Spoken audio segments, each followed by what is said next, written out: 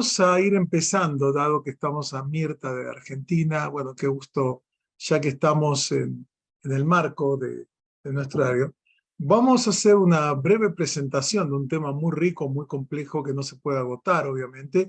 Y finalmente vamos a presentar la oferta académica de la universidad, que está conectada con la temática que estamos presentando, porque esto es simplemente una primera aproximación a un tema muy rico, muy amplio, que después continuaremos. Entonces, voy a compartir pantalla para poder avanzar en este tema.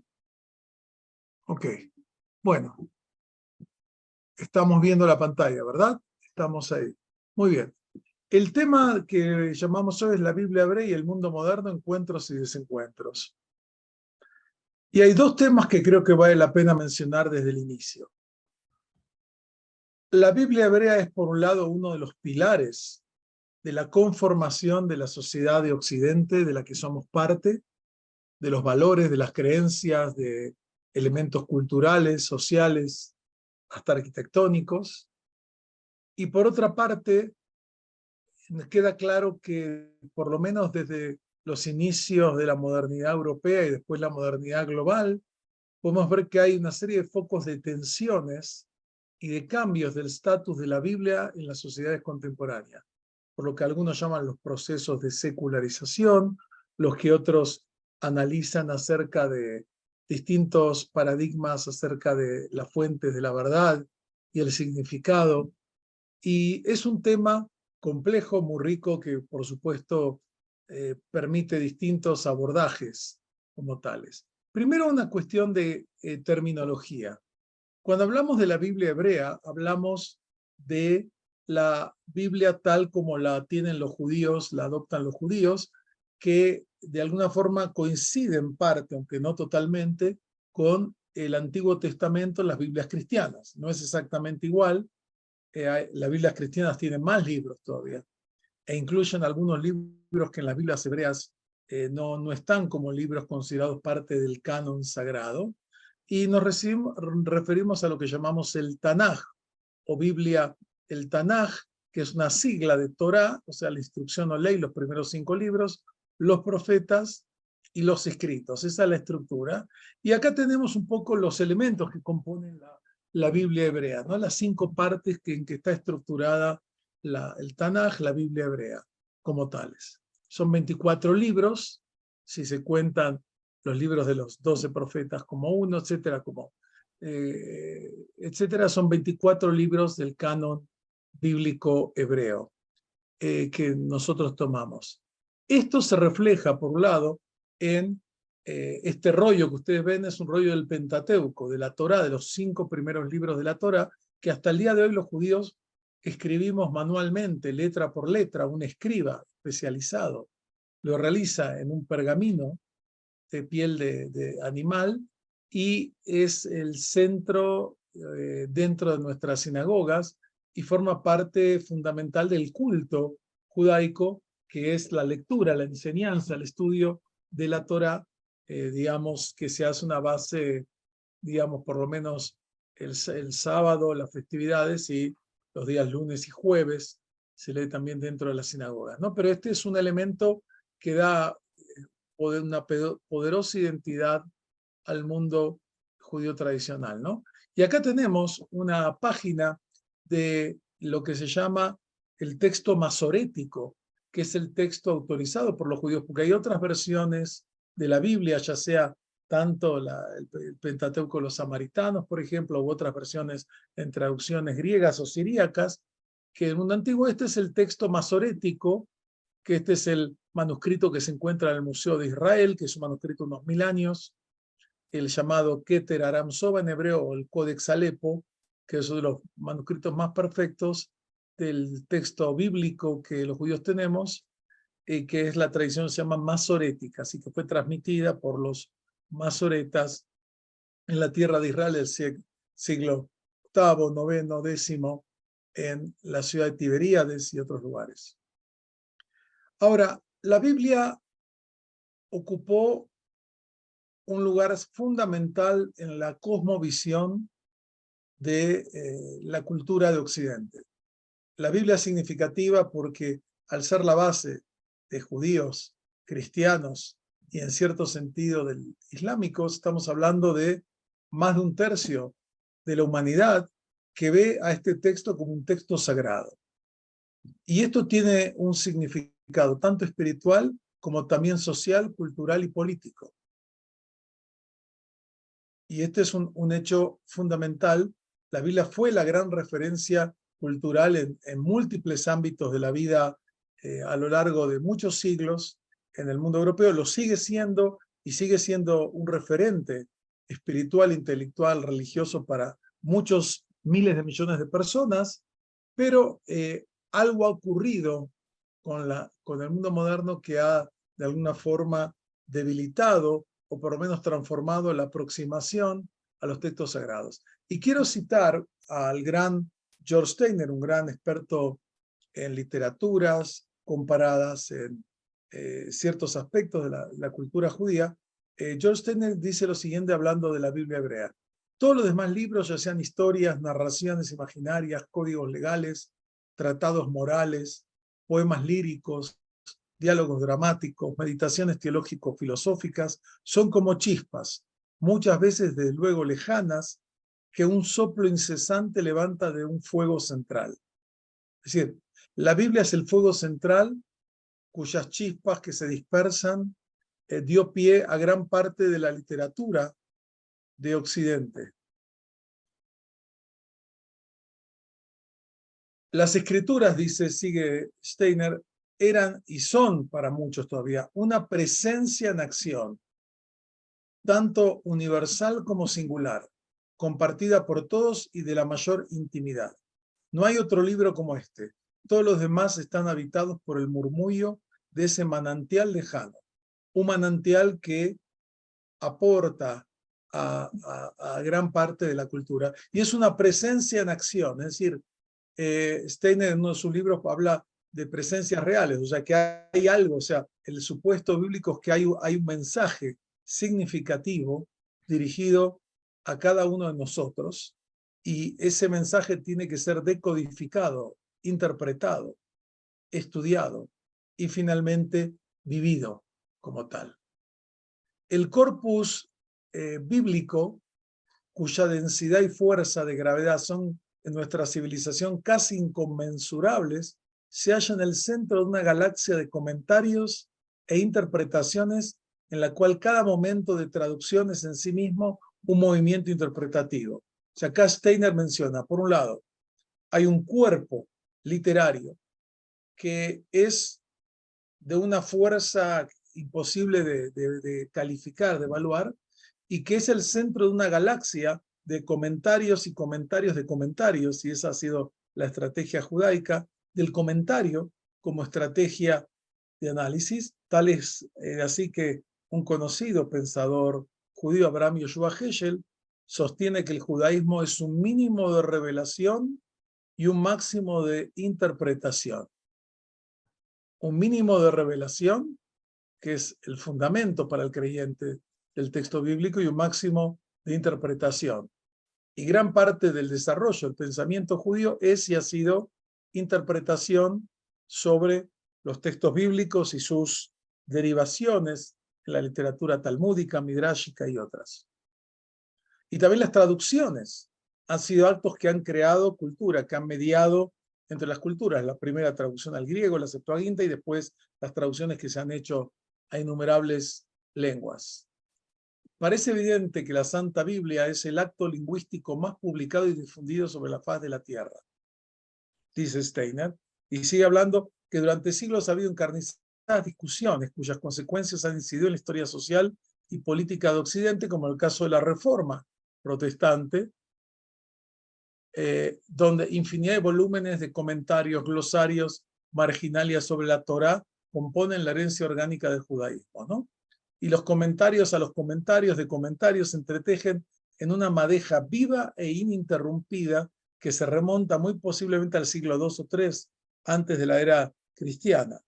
Y el cristianismo es heredero directo también de este diálogo múltiple con el texto bíblico. Es decir, La Biblia, como lo dice Steiner muy bien, es el acto lingüístico más poderoso dentro de la cultura occidental. Y junto con los textos griegos y la tradición greco-romana forman el corazón de lo que llamamos la civilización occidental, que ha sido puesta en cuestionamiento por distintos tipos de lecturas críticas desde los comienzos de la modernidad. O como lo dice otro gran crítico literario canadiense, Northrop Frye, para mí la Biblia es el corpus de palabras mediante las cuales puedo ver el mundo como un cosmos, como un orden, y en el que puedo ver la naturaleza humana como algo redimible, como algo con derecho a sobrevivir. Para la cultura occidental es el libro total que lo abarca todo. Fíjese qué capacidad de síntesis de alguien que no es un biblista, sino que es más bien un crítico literario, cómo se aproxima a el texto bíblico y su significación como tal. Entonces, empezamos hablando de la centralidad que ha tenido, y esta centralidad uno la puede ver en todas las esferas de la cultura, en el arte. Esta es una de las representaciones más famosas, ¿no? De la creación del primer hombre en la Capilla Sixtina, uno de los lugares, digamos, fundamentales de Miguel Ángel y del arte de Occidente, ¿no? El momento del casi toque entre lo divino y lo humano en una representación, por supuesto, dentro del arte cristiano, dado que en el judaísmo en general, aunque hay algunas excepciones, no hay representación figurativa en el tema artístico. Ahora, lo que yo quiero señalar es que el texto bíblico y la Biblia, como un hecho cultural, político, religioso, ha impactado las estructuras más profundas de la concepción que tenemos acerca de la vida, de la muerte, de las categorías temporales, por ejemplo. Esta idea que hay una estructura, que hay un comienzo, un desarrollo, un punto culminante y un final, viene, digamos, de las narrativas bíblicas.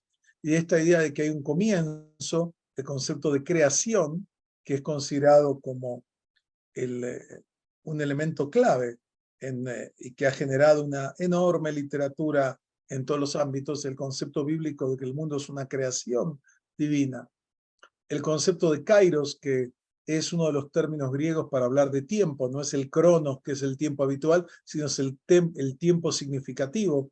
En el caso del judaísmo estamos hablando del Sinaí, la revelación del Sinaí. En el caso cristiano es la aparición de Jesús, ¿no?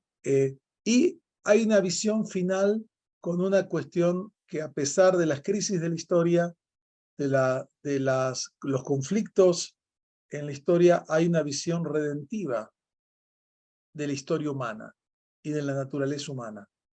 Y esto es algo muy profundamente arraigado, que justamente vemos que con el deterioro del impacto del referente bíblico empiezan las visiones más nihilistas y apocalípticas con respecto al futuro. No es casualidad si uno ve en toda la cultura popular series de televisión, películas, la enorme cantidad de posturas distópicas acerca del futuro, porque el lenguaje de la redención es el lenguaje de la esperanza.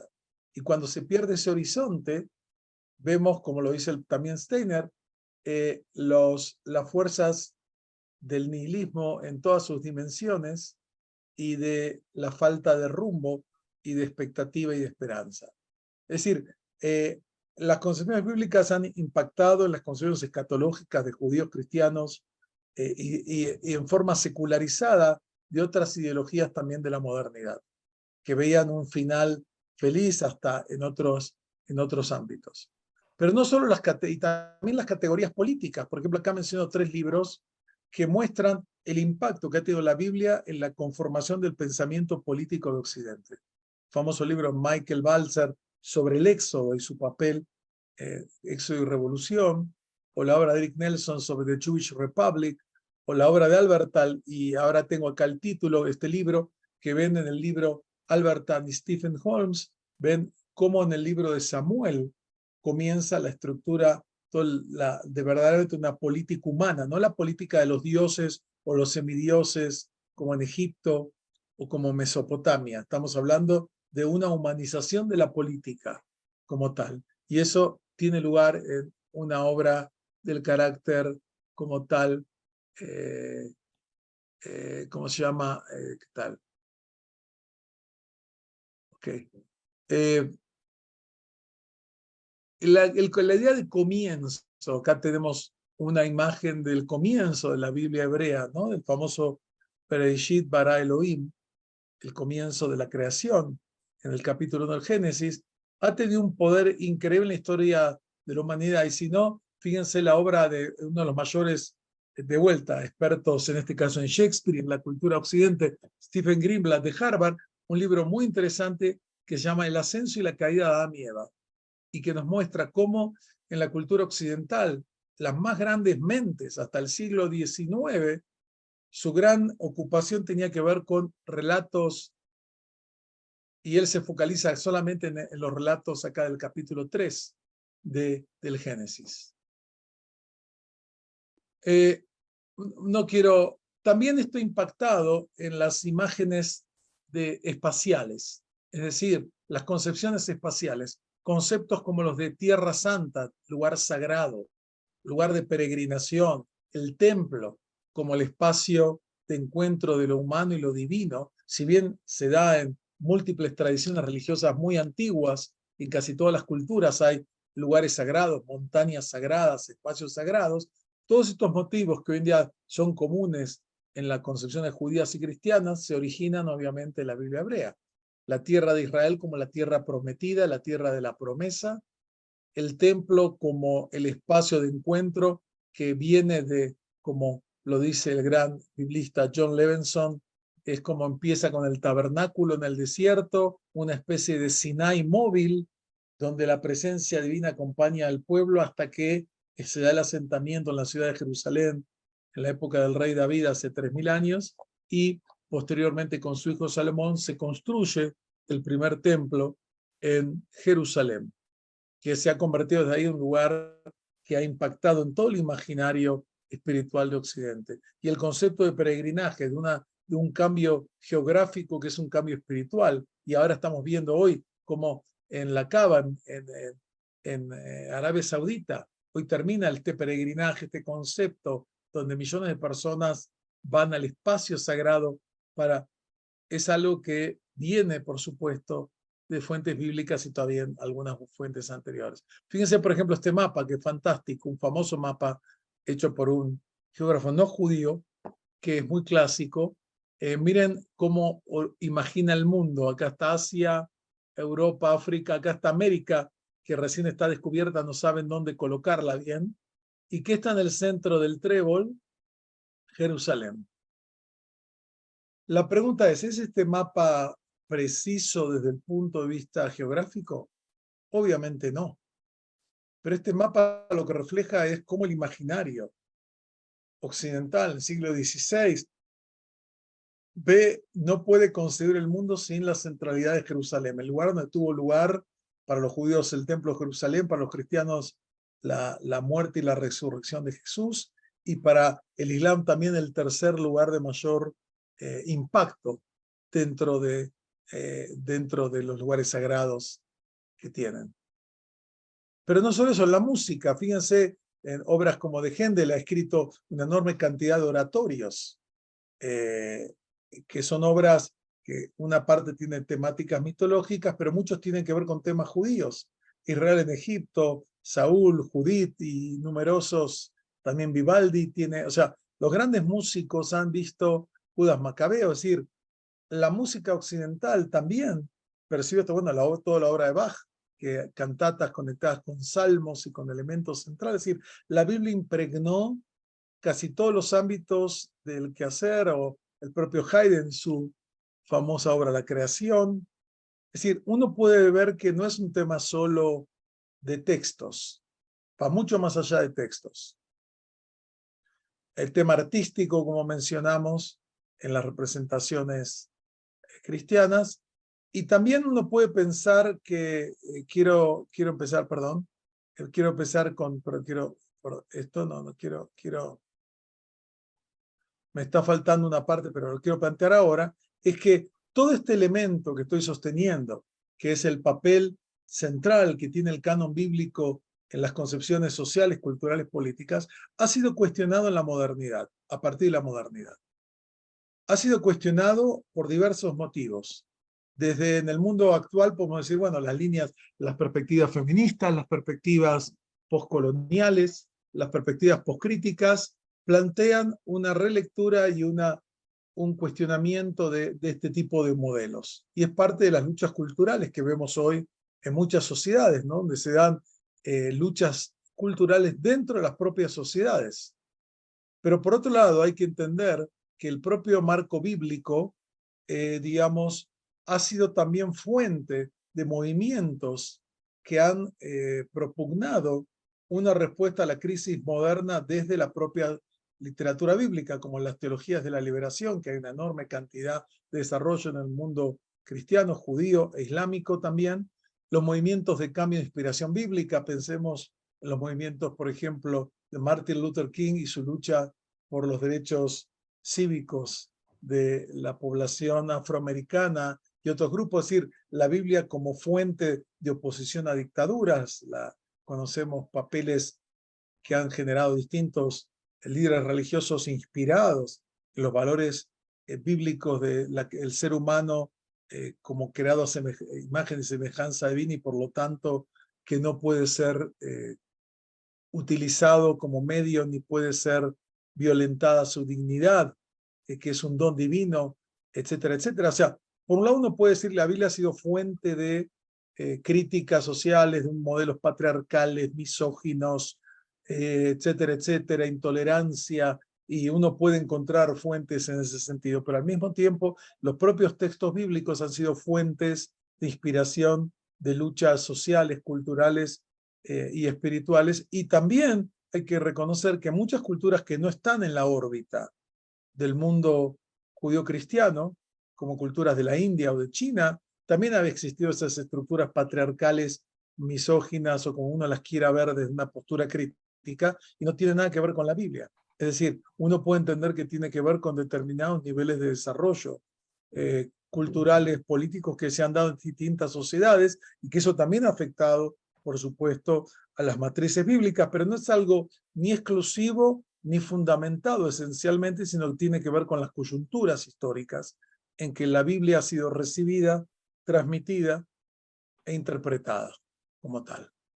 Ahora, para finalizar esta parte, yo voy a presentar, para que entendamos los cambios acerca de los encuentros y desencuentros de la Biblia, tres perspectivas de cómo la Biblia es estudiada al día de hoy. Ha sido estudiada en el pasado y es estudiada hoy. Y lo voy a hacer muy esquemáticamente, por supuesto, por el tema, porque este webinar dura menos de una hora y esto da para un curso entero. Quiero mencionar tres perspectivas de cómo la Biblia es interpretada hasta el día de hoy por diversos sectores. Las perspectivas tradicionales, los enfoques modernos históricos críticos y los enfoques postcríticos, que tal vez la tercera es la menos conocida y en mi opinión la más interesante de todos los enfoques acerca de cómo acercarnos a los textos bíblicos. Las lecturas tradicionales del texto bíblico, los supuestos hermenéuticos, planteaban que es un texto de autoría divina, que por consiguiente no tiene errores. Es también un texto críptico, es decir, dice cosas en forma indirecta. Hay que saber descifrar el verdadero mensaje del texto bíblico, texto críptico. Y cuarto, es un texto que no solo se refiere a los israelitas en el desierto o al profeta Isaías, Amós y su contexto, o los salmos de David y la problemática esa, o de los reyes de Israel o de los patriarcas. El concepto es que el texto bíblico tiene un mensaje relevante para cada generación. Y también dentro de este enfoque existe la idea de que hay tradiciones interpretativas y hay intérpretes que son considerados los intérpretes fieles, autorizados dentro de las distintas corrientes religiosas. ¿Sí? Estos supuestos son los que uno trae a la lectura, porque nosotros sabemos a partir del desarrollo de la hermenéutica que nadie lee un texto en forma virgen, todos traemos ciertos presupuestos acerca de cómo hay que entender el texto bíblico. Y eso uno lo trae a priori a la interpretación. Entonces, si uno no lee un texto considerado valioso de la misma forma que lee, digamos, un periódico, y uno no lee un contrato muy importante de la misma forma que lee, digamos, un aviso de propaganda. Es decir, existen numerosos círculos hasta el día de hoy esta idea de que la Biblia es un libro revelado por Dios, que no tiene por consiguiente o no tiene errores, que es un texto críptico, que tiene niveles de significación, que es también un texto permanentemente relevante y que no todo el mundo puede interpretarlo. Hay tradiciones, hay escuelas que son las que tienen el verdadero derecho a la interpretación del texto bíblico. Esto no ha variado mucho tanto para judíos y cristianos como tal, y esto también se puede aplicar al mundo islámico y con respecto al Corán como tales. Pero estos son principios de la hermenéutica tradicional que fueron los dominantes, por lo menos hasta fines del siglo XVII en el mundo occidental, si bien hay ya en la Edad Media distintos autores que vieron una serie de elementos con un enfoque lingüístico, crítico como tal. Ahora, ¿cuáles son los supuestos que empiezan en la modernidad? Una de cuyas figuras centrales ha sido Baruch Spinoza, en su famosa obra El Tratado Teológico Político, en la que dedica un amplio espacio de esta obra, que tiene una agenda, como lo dice su título, teológico-político en el contexto de la Holanda de mediados del siglo XVII, este enfoque que después se va a consolidar en las tradiciones protestantes y en las universidades, como se estudia el día de hoy el texto bíblico en la mayoría de las universidades académicas, es que, en primer lugar, la Biblia es un texto literario y para nosotros estos textos son obra de seres humanos, o por lo menos la transmisión literaria es una obra escrita por seres humanos. Por consiguiente también, y es un texto transmitido a lo largo de muchos siglos, por consiguiente puede haber o hay errores o duplicaciones o estructuras. Esto tiene que ver también con la perspectiva de lo que se llama la hipótesis documental, que hoy en día es la dominante en gran parte de los estudios bíblicos acerca de que por lo menos el Pentateuco, pero también ocurre lo mismo con otras fuentes, otras partes, es un texto compuesto de diversas fuentes históricas, distintas escuelas que fueron integradas hacia el siglo IV, V, por Esdra o alguien de ese círculo después del exilio, y ahí queda ya conformado el Pentateuco tal como lo conocemos, pero es un texto que refleja distintas fuentes. Es un texto situado en un contexto histórico, o sea, para la interpretación tradicional no importa entender el detalle arqueológico del reino de Josías o de otros temas. Para la época moderna es claro que un texto se entiende en un contexto. No se puede entender un texto sin el contexto. Y por último, el criterio de interpretación tiene que ser la razón natural, es decir, la razón humana. Así, y la razón humana aplicada, hay que conocer la historia natural, el lenguaje, el significado de las palabras, la lingüística, el contexto histórico. Este enfoque lo va a aportar, digamos, lo va a traer Spinoza, lo va a traer también Hobbes, y después va a haber un desarrollo más profesional, técnico, también tiene que ver con el descubrimiento de los textos y las lenguas del antiguo cercano oriente, el desciframiento de las lenguas escritas en estructuras cuneiformes, el encontrar que la Biblia no es el primer texto que viene de esta época, sino que ya había más de 2500 años cuando aparece el pueblo de Israel en la Biblia hebrea, ya hay 2500 años de una tradición literaria en la Mesopotamia y en Egipto que tiene su impacto. Spinoza lo dice, por ejemplo, en el capítulo, como lo ven acá, 7, dice: dicho en pocas palabras, el método de interpretar la escritura no es diferente del método de interpretar la naturaleza, sino que concuerda plenamente con él, es decir, el método científico. Tradicionalmente la Biblia es un texto especial que debe ser leído de una forma especial. Para Spinoza es un libro como la naturaleza, hay que descifrarla, interpretarla con criterios científicos, históricos como tales, ¿no? Voy a saltearme esto, no tenemos tiempo de verlo. Obviamente que estas críticas sumadas a otras generan todas las posturas que dijimos, las críticas hacia el código bíblico en diversos aspectos de la moralidad, de la organización social. Si bien la Biblia ha sido fuente de inspiración de revoluciones, de cambios, de tradiciones, también ha sido fuente de sostener una alianza con el poder y el status quo. Y hay distintos enfoques como tal, pero ahí como lo mencioné antes, hay que diferenciar estructuras socioeconómicas, ideológicas, de núcleos teológicos que permiten múltiples lecturas. Y por último, que es lo que voy a detenerme acá, ahora para ver el tercer perspectiva. Y estas tres perspectivas coexisten al día de hoy en distintas academias, seminarios, iglesias, sinagogas, Batei Midrash, academias de estudio talmúdicos. Se estudia la Biblia en algunas con las perspectivas tradicionales.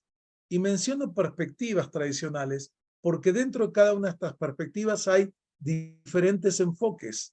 Si tomamos el caso de los comentaristas hebreos clásicos, no es lo mismo el comentario de Rashi, el comentarista clásico que vivió en el siglo XI en el norte de Francia y que acompaña a todas las Biblias judías como el intérprete por excelencia. No es lo mismo el enfoque de Rashi que el enfoque de Ramban, de Nachmanides, que vivió en España ya, digamos, en el siglo XIII, o el enfoque de Ibn Ezra, que le interesa la lingüística de la lengua hebrea, por influencia de la lingüística árabe que conocía y entender el lenguaje, o cualquier otro de los comentaristas como clásicos que son numerosos y que les interesan distintos aspectos. Sin embargo, a pesar de esas diferencias, coinciden en estos supuestos. Lo mismo con los enfoques críticos. Existen numerosas escuelas dentro de los estudios bíblicos, estudios que tienen que ver con el contexto, estudios del texto y las transmisiones de los textos. O sea, hay numerosos enfoques dentro de los campos críticos. Ahora, ¿cuáles son las perspectivas postcríticas? La perspectiva postcrítica sería como una especie de, si tomamos el modelo de tesis, antítesis y síntesis, sería como un modelo que integra, es decir, acepta cosas de los enfoques clásicos, tradicionales, acepta elementos de los enfoques críticos, pero lo integra en forma diferente. O sea, con respecto al origen, pensadores de judíos de este enfoque como Martin Buber, como Franz Rosenzweig, como muchos, como Abraham Yeshua Heschel, reconocen el origen divino del texto bíblico, pero también ven que en el propio texto bíblico hay elementos que tienen que ver con la transmisión humana y la interpretación humana. Y eso, por supuesto, que está sujeto a los estudios históricos y filológicos. Es decir, no se niega la posibilidad de la revelación divina, o sea, en algunos casos se la acepta con fervor, pero al mismo tiempo se reconoce que el texto bíblico, tal como lo conocemos hoy, es producto de muchos siglos de transmisión, edición, hasta que llegó a nuestros días. Se reconoce este proceso de transmisión hasta que se va conformando, en el caso judío, el texto autorizado, el texto masorético. Es un texto también polisémico, sí, se reconoce que es un texto que tiene múltiples niveles. No es un texto que se agota en una lectura. Y hay múltiples lecturas posibles que son válidas. Es decir, no es solo un texto que hay que interpretarlo en forma transparente, como decía Spinoza, es un texto que permite diferentes niveles de riqueza de interpretación. Pero también coinciden con el enfoque tradicional que es un texto que tiene vigencia y significación en cada generación. El ejemplo más claro de esto es el famoso artículo que escribió Martin Buber hace casi 100 años, 90 años, sobre la Biblia y el hombre de nuestro tiempo, donde él se dirige a un público, digamos, de judíos alemanes modernos que no son observantes en gran parte, que están más conformados por la cultura del Bildung, europea que por la tradición bíblica, rabínica tradicional. Y él le dice, ustedes nunca van a entender el texto bíblico porque ustedes no se abren al texto. Ustedes ya tienen un prejuicio acerca de lo que es el texto bíblico, y esa es la mejor forma de no entender el texto bíblico. Si tú quieres entender el texto bíblico, tienes que abrirte a su mensaje y su significación. Y a través del estudio cuidadoso del texto, utilizando tanto los métodos tradicionales como los métodos modernos, poder entender el núcleo de revelación que tiene ese texto. ¿No? O sea, acá se tiene una hermenéutica personal y de apertura, es decir, hay que tomar en cuenta las interpretaciones del pasado, pero hay que abrirse a la significación que el texto tiene sobre mí y a la posibilidad de que yo mismo sea un protagonista en el acto interpretativo. O para decirlo de otra forma, Martin Buber, el gran filósofo del diálogo, que escribió varios libros sobre la Biblia, también cree que así como la única forma de encontrarme con otra persona realmente es por medio del diálogo, él también propone que el texto es un tú con el que hay que dialogar. Y en ese diálogo se van conformando los significados. Y también este enfoque le interesa más la interpretatio que la explicatio, ¿no? Que son dos términos técnicos. O sea, más que entender en qué contexto dijo las palabras el profeta Amós en el siglo VIII, en el reino tal y tal, o en qué contexto, digamos, Moisés dio su discurso final, que es la base del libro de Deuteronomio. A él lo que le interesa es qué sentido y qué significado tiene ese texto como un documento viviente que de alguna forma transmite una experiencia originaria que refleja un encuentro del pueblo de Israel con Dios. Ok, como lo dice acá en una famosa carta, Rosenzweig, que fue colega con Buber en una famosa traducción de la Biblia al alemán, que fue una verdadera revolución, porque en lugar de alemanizar el hebreo, ellos trataron de hebraizar el alemán.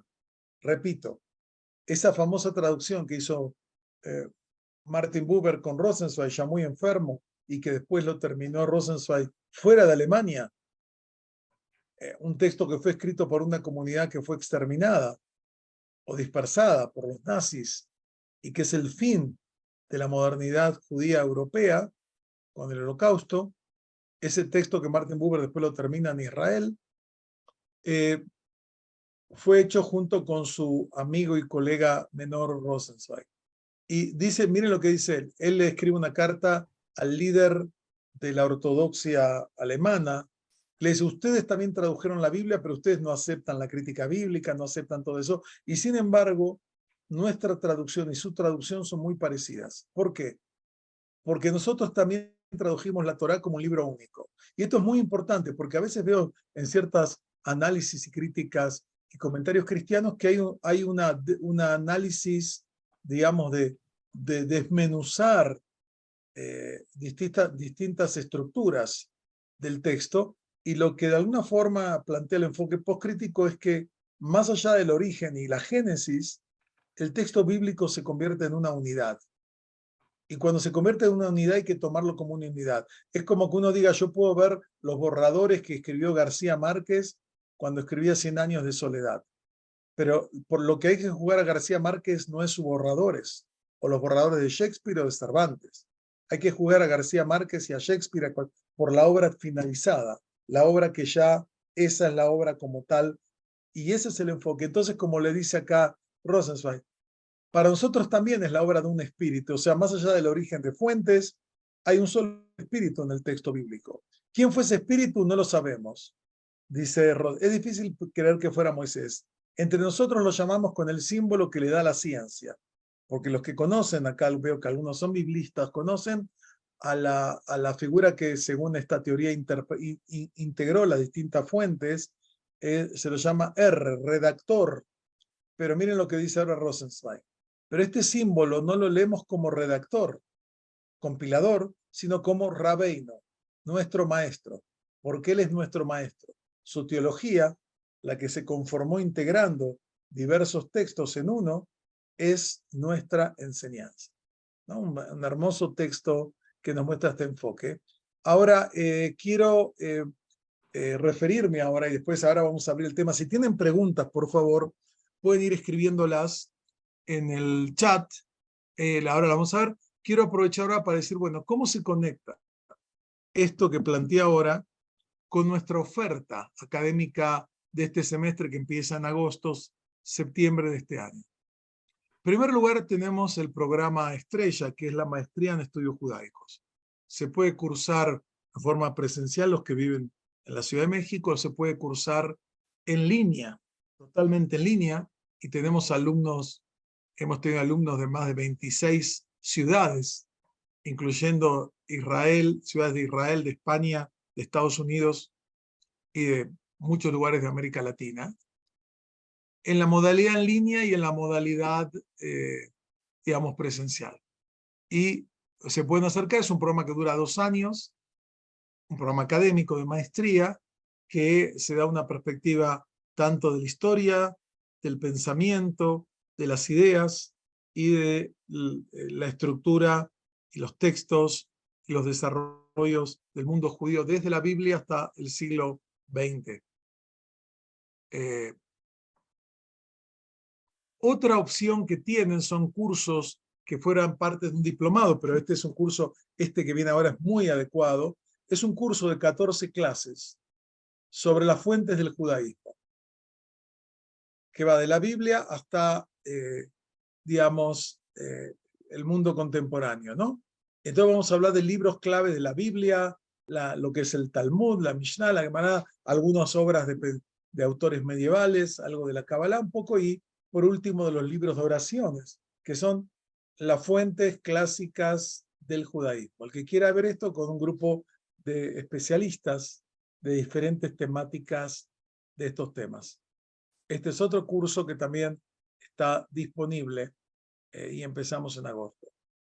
Otra cosa que es fundamental y que los invito hablando del tema es que este año se cumplen 75 años del descubrimiento de los rollos del Mar Muerto y tendremos en la universidad presencialmente a nuestro profesor invitado permanente, valga la contradicción, que es el doctor Adolfo Reutemann, quien ya hace más de 18, 17 años nos visita y este año dará un seminario muy interesante sobre el misterio de los rollos del Mar Muerto, hablar un poco de la parte de historia y qué sabemos al día de hoy, cómo han impactado para entender aspectos del judaísmo, aspectos del cristianismo. Este es un curso presencial que tendremos del 22 al 24 de agosto en la Ciudad de México. También tenemos un curso muy interesante de la espiritualidad y la mística judía, digamos, del siglo XVI hasta el siglo XX, donde veremos desde la Kabbalah luriánica, los movimientos heterodoxos de Shabtai Tzvi, los orígenes del hasidismo, un fenómeno clave en el mundo judío. Los que han visto series en las películas en Netflix, Unorthodox, cualquiera de estas, no pueden entender eso sin entender qué es el mundo hasídico. Vamos a hablar de las distintas corrientes y la espiritualidad judía del siglo XX también, y de otros enfoques.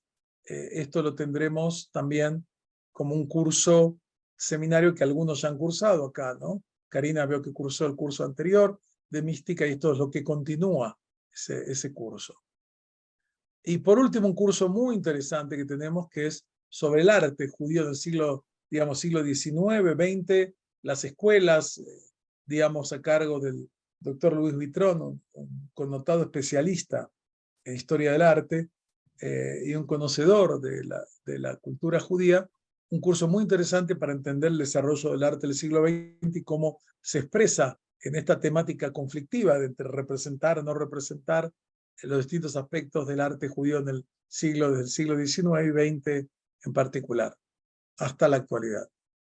Y después tenemos cursos cortos, breves. Este es presencial, pero tenemos otros que son en línea, de 4 encuentros, para el que quiera acercarse a temas.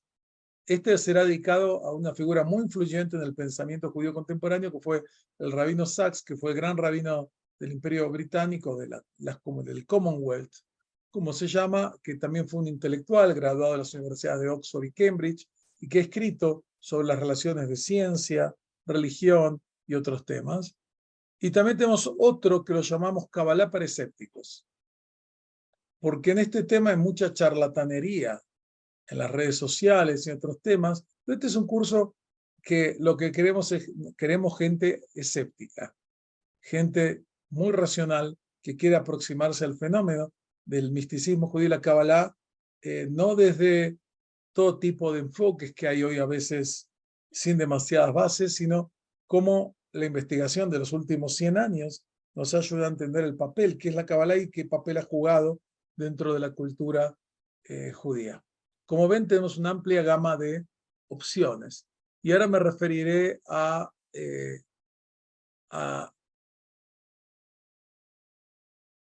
algunos de los temas, algunas de las preguntas y comentarios que hay son muchos. Muy bien, acá pregunta Raúl si en el judaísmo existe alguna autoridad que determine cuál es la interpretación auténtica o válida de la Biblia. Durante mucho tiempo se fue generando, digamos, figuras que ganaron como una autoridad, porque en el judaísmo no hay una institución como el papado. Hay figuras que ganaron un aspecto, como dije, el comentarista Rabbi Shlomo Itzhaki, Rashi, que vivió en el norte, él se convirtió en un comentarista aceptado sin ningún aparato de poder, como el comentarista más interesante de la Torá, también del Talmud, por la utilidad, por la grandeza de ese comentario. Y es una discusión hoy en día en el mundo judío y corriente si es difícil determinar cuál es la interpretación judía válida. Por ejemplo, en la literatura del Midrash tenemos en las colecciones de estos textos hechos entre el siglo I y el siglo VI, VII, tenemos 2 o 3 interpretaciones totalmente contradictorias del mismo versículo, una al lado de la otra. Y el lector tiene que decidir. Después le voy a poner a lo de los libros bíblicos, después lo vuelvo a poner. Para la maestría, ¿hay restricción de edad? No, no hay restricción de edad. Como todo programa académico, digamos, en este caso no tenemos restricción de edad. Como dice en la tradición judía, hasta los 120. Ok, una pregunta interesante, Caína. ¿Por qué se habla de modernidad occidental cuando la cultura hebrea está situada en el hoy llamado Medio Oriente? Es que empieza en la región del Medio Oriente y se desarrolla en la tierra de Israel, después se desarrolla en lo que es actualmente Irak, que era la comunidad de Babilonia, las comunidades de otras regiones, pero posteriormente la vida judía se fue trasladando a Europa. Y la gran mayoría del mundo judío ya desde la Edad Media, bajo la órbita del Islam, y después en las tierras cristianas, es donde estaba la gran mayoría del desarrollo del mundo judío y donde se recibió el impacto, digamos, de la modernidad. Esa modernidad después también llegó al Medio Oriente, llegó a otras zonas, pero donde primero se dio con más fuerza el encuentro con la cultura occidental y estas nuevas ideas fue justamente en el ámbito de Europa, de la Europa de a partir del siglo XVII.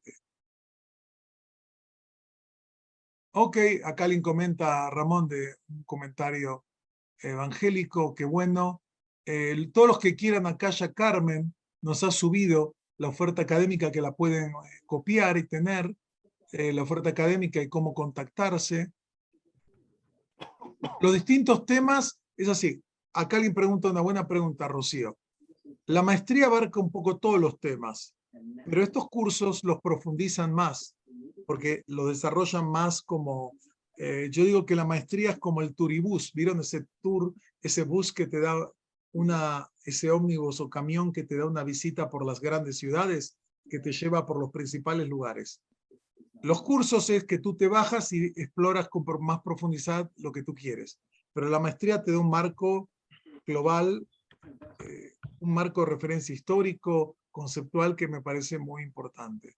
También tenemos acá, como plantea Carmen, un canal de YouTube con conferencias, preguntas que aparecen, están invitados a inscribirse y ver nuestros elementos. Hemos tenido cursos también sobre el calendario hebreo. El semestre pasado tuvimos uno sobre las festividades judías. Eso va variando, ¿no? En este caso ahora viene la parte tal. El método de calificación, bueno, tenemos hay tareas que hay que ir haciendo a lo largo de la maestría, hay trabajos, hay distintas opciones de titulación. Hay gente que la mayoría lo cursa como un programa oficial, algunos lo cursan como un diplomado, digamos. Porque como programa académico de maestría se requiere un título de grado para poder inscribirse, ¿no? Saludos, Dalia, de Canadá. Gracias a todos. No sé si hay alguna pregunta adicional. Yo les mostré algo de los cursos. Acá tienen datos para... Acá veo que hay alguien más. En este momento de Kabbalah tenemos solamente este curso y después lo que se ve en la maestría. Sí, el gran curso es Kabbalah porque, digamos, el hasidismo es, digamos, la gran expresión de la mística judía a partir del siglo XVIII, digamos. Es una derivación con características propias, pero de la tradición mística anterior, tanto la Kabbalah luriánica como otras corrientes de la espiritualidad judía. Por eso, y es uno de los movimientos más centrales dentro de la historia judía de los últimos 200 años, 250 años.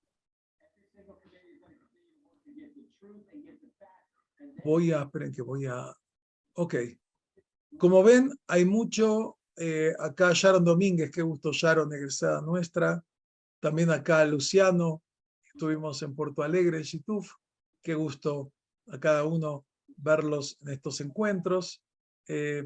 Como ven, hay muchos temas para profundizar. Yo planteé muchos temas que son polémicos, hay que debatirlos, hay que analizarlos en profundidad. Pero bueno, por lo menos tenemos un panorama de lo que ofrece la universidad y el enfoque que encaramos, que es, como les dije, un enfoque académico de estos temas, con distintos profesores, especialistas en distintas áreas, y es un aporte, digamos, a conocer la cultura judía desde cómo se estudia, digamos, con las herramientas académicas. Hay otros ámbitos que son diferentes y están muy bien.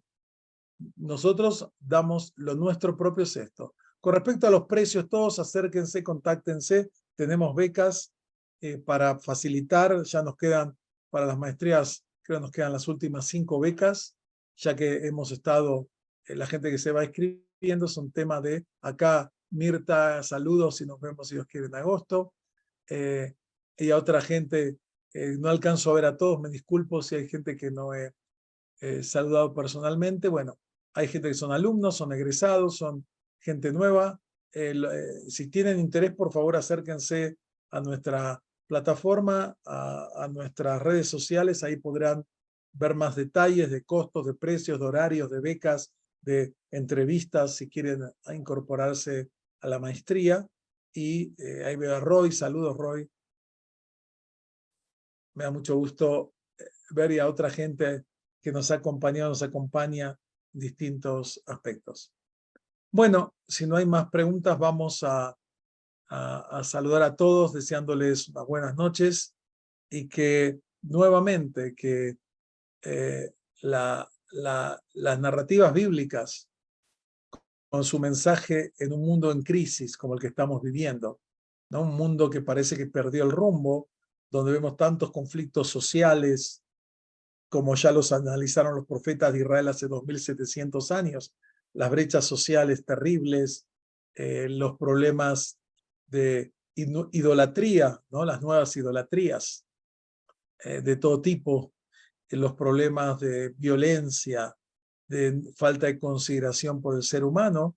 Creo que las fuentes clásicas, la tradición humanística, puede ser una forma de recuperar algo de la esperanza, que como alguien la llamó una vez, la esperanza, esa utopía judía, ¿no? Que aparece en los textos bíblicos, proféticos, y que va más allá de los datos de la realidad, porque la realidad no ofrece muchos elementos para el optimismo. Pero la esperanza es algo diferente, que está enraizado y por lo menos conocer estas narrativas y estos textos me parece que es relevante. Bueno, un gusto estar con ustedes, así que les deseamos a todos buenas noches, Laila Tov, como decimos en hebreo, y hasta el próximo.